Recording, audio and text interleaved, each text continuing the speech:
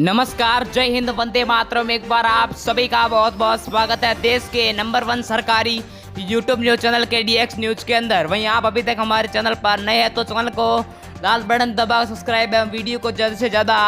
Share जरूर करें। वहीं मध्य प्रदेश की 230 सीटों का महा ओपिनियन पोल सर्वे जारी कर दिया है एबीपी न्यूज, टाइम्स नाउ, फरोदी, सट्टा बाजार और भारत की 5 बड़ी एजेंसियों ने। इस ओपिनियन पोल के अनुसार मध्य प्रदेश में अब की बार किसकी बन रही है सरकार, इस वीडियो में देंगे हम आपको पूरी जानकारी, तो वीडियो को एंड तक जरूर देखें। वहीं वीडियो में पूछे सवाल का जवाब जरूर दें क्योंकि आप भी जीत सकते हैं लगभग 50,000 रुपए तक का इनाम। वहीं दोस्तों मैं आपको बता दूं कि मध्य प्रदेश के चुनाव इतने रोमांचक क्यों हैं, क्या आपकी बार बनेगी कांग्रेस सरकार या फिर बीजेपी सरकार आएगी सत्ता में। वहीं मैं आपको बता दूं कि 2002 से 2018 तक बीजेपी पार्टी की सरकार थी, लेकिन 2018 में कांग्रेस पार्टी ने बीजेपी पार्टी को तगड़ा झटका देकर 117 सीटों से बहुमूल्य जीत हासिल की थी। लेकिन कांग्रेस पार्टी की सरकार ज्यादा दिनों तक नहीं टिक पाई क्योंकि 1.5 साल के अंदर ही कांग्रेस पार्टी 21 बड़े विधायकों ने कांग्रेस पार्टी को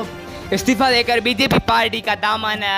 थाम लिया था। क्या इस बार बनेगी कांग्रेस की सरकार या बीजेपी पार्टी फिर आएगी सत्ता में, इस वीडियो में देंगे हम आपको पूरी जानकारी। वहीं आपके क्षेत्र से हमारे वीडियो को देख रहे हैं वो कमेंट बॉक्स में जरूर बनाएं और वहां आपकी बार किसकी सरकार बनती नजर आ रही है।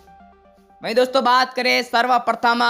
मध्य प्रदेश की सीट रायसेन की, तो रायसेन में कुल 4 सीटें हैं। 4 में से बीजेपी पार्टी को 1 सीट, कांग्रेस पार्टी को 3 सीटें, बीएसपी को 0 और अन्य के खाते में अभी 0 सीट जाती नजर आ रही है अब की बार। वहीं दोस्तों बात करी जाए अगली सीट सतपुर जिला की कुल 6 सीटों पर, तो 6 में से कांग्रेस पार्टी को 4 सीटें, बीजेपी पार्टी को 2 सीटें, बीएसपी को 0 और अन्य के खाते में 0 सीटें जाती नजर आ रही है अब की बार। वहीं दोस्तों बात करी जाए अगली सीट मुरैया की कुल 6 सीटों पर, तो कांग्रेस को यहां पर बड़ा बहुमत प्राप्त होता हुआ 4 सीटों का आकलन, बीजेपी पार्टी को 2 सीटें, बीएसपी को 0 और अन्य के खाते में भी 0 सीट जाती नजर आ रही है अब की बार। वहीं दोस्तों बात करी जाए अगली सीट बालाघाट की कुल 6 सीटों पर, तो बालाघाट में भी कांग्रेस पार्टी को 4 सीटें, बीजेपी पार्टी को 2 सीटें, बीएसपी को 0 और अन्य के खाते में भी 0 सीट जाती नजर आ रही है अब की बार। वहीं दोस्तों बात करी जाए अगली सीट छिंदवाड़ा की कुल 7 सीटों पर, तो 7 में से कांग्रेस पार्टी को 6 सीटें, बीजेपी पार्टी को 1 सीट, बीएसपी को 0 और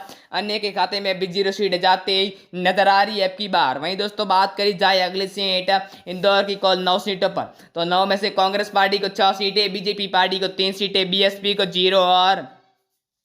अन्य के खाते में अभी 0 सीटें जाती नजर आ रही है अब की बार। वहीं दोस्तों बात करी जाए अगली सीट कटनी जिला की कुल 4 सीटों पर, तो 4 में से दोनों को समांतर सीटों का आकलन होता हुआ दिखाई दे रहा है, यानी बीजेपी को 2 सीटें और कांग्रेस पार्टी को भी 2 सीटें प्राप्त हुई है मध्य प्रदेश में अब की बार। वहीं दोस्तों बात करी जाए जबलपुर की कुल 8 सीटों पर, तो कांग्रेस पार्टी को यहाँ पर 5 सीटें, बीजेपी पार्टी को 3 सीटें, बीएसपी को 0 और अन्य के खाते में 0 सीटें जाती नजर आ रही है अब की बार।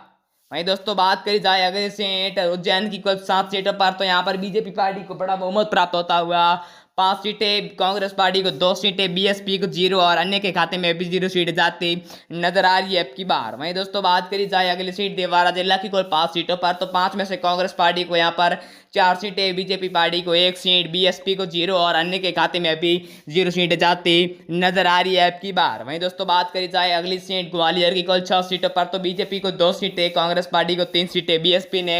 अपना पहला खाता खोलते हुए 1 सीट का आकलन, अन्य के खाते में 0 सीट जाते नजर आ रही है अब की बार। बात करी जाए अगली सीट राजगढ़ की कुल 5 सीटों पर, तो 5 में से कांग्रेस पार्टी को यहाँ पर 3 सीटें, बीजेपी पार्टी को 2 सीटें, बीएसपी को 0 और अन्य के खाते में 0 सीट जाती नजर आ रही है अब की बार। वहीं दोस्तों बात करी जाए अगली सीट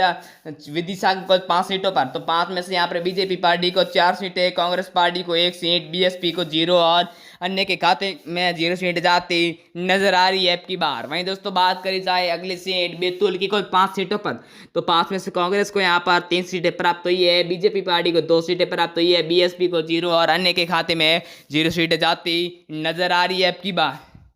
बात करी जाए शिवपुरी की कुल 5 सीटों पर, तो 5 में से कांग्रेस को यहाँ पर 3 सीटें प्राप्त हुई है, बीजेपी पार्टी को 4 सीटें प्राप्त हुई है, बीएसपी को 0 और अन्य के खाते में 0 सीटें जाती नजर आ रही है अब की बार। बात की जाए सागर की कुल 8 सीटों पर, तो 8 में से बीजेपी पार्टी को यहाँ पर 3 सीटें प्राप्त हुई है, कांग्रेस पार्टी को यहाँ पर 5 सीटें प्राप्त हुई है, बीएसपी को 0 और अन्य के खाते में 0 सीटें जाती नजर आ रही है अब की बार। बात करी जाए अगली सीट बड़वानी की कुल 4 सीटों पर, तो 4 में से कांग्रेस पार्टी को यहाँ पर 3 सीटें, बीजेपी पार्टी को 1 सीट, बीएसपी को 0 और अन्य के खाते में भी 0 सीटें जाती नजर आ रही है। अब की बार बात करी जाए अगली सीट सिवनी जिला की कुल 4 सीटों पर, तो 4 में से बीजेपी को यहाँ पर 2 सीटें, कांग्रेस पार्टी को यहाँ पर 2 सीटें, बीएसपी को 0 और अन्य के खाते में 0 सीटें जाती नजर आ रही है। वहीं आपने अभी तक हमारे चैनल को सब्सक्राइब नहीं किया तो सब्सक्राइब जरूर करें। बात करें सीधी जिला की कुल 4 सीटों पर, तो 4 में से कांग्रेस पार्टी को यहाँ पर 3 सीटें, बीजेपी को 1, बीएसपी को 0 और अन्य के खाते में 0 सीटें जाती नजर आ रही है। अब की बार इस वीडियो में इतना ही, मिलते हैं अगले वीडियो में, तब तक के लिए जय हिंद, वंदे मातरम।